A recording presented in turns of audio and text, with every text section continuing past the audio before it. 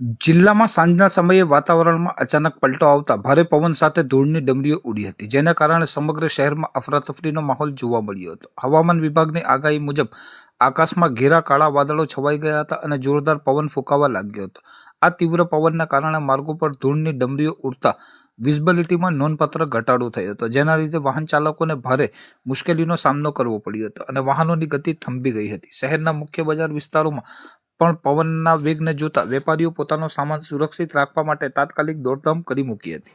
વાવાઝોડા જેવી પરિસ્થિતિની અસર નેશનલ હાઈવે નંબર 48 ઉપર પણ જોવા મળી હતી, જ્યાં શહેર નજીક શિવકૃપા હોટલ પાસે એક કેબિન પવનના જોરદાર ઝાપટાથી ઉડીને સીધી હાઈવે ઉપર પડી હતી. સદનસીબે તે સમયે કોઈ વાહન ત્યાંથી પસાર ન થતું હોવાથી એક મોટી જાનહાનિ ટળી હતી. આ ઉપરાંત શહેરના અનેક વિસ્તારોમાં કાચા પતરા, હોર્ડિંગ્સ ઉડી જવાની બનાવો પણ સામે આવ્યા છે, જ્યારે કેટલીક જગ્યાએ વીજ લાઈનો પ્રભાવિત થતા અંધારપટ છવાઈ ગયો હતો. પવનના સુસવાસડ સાથે કેટલાક વિસ્તારોમાં હળવા વરસાદી છાંટા પડતા વાતાવરણમાં ઠંડક પ્રસરી ગઈ હતી, જેનાથી લોકોને ગરમી અને ઉકળાટમાંથી થોડી રાહત મળી હતી. જોકે આ ઘટનામાં કોઈ મોટી જાનહાનિ કે વ્યાપક નુકસાનના અહેવાલ નથી. હવામાન વિભાગના અનુમાન મુજબ આગામી દિવસોમાં પણ આવો જ અસ્થિર માહોલ રહી શકે છે, તેથી પ્રશાસન દ્વારા નાગરિકોને બિનજરૂરી બહાર ન નીકળવા અને ખાસ કરીને વૃક્ષો કે વીજ લાઈનો પાસે ઊભા ન રહેવા માટે સાવચેત રહેવાની અપીલ કરવામાં આવી છે.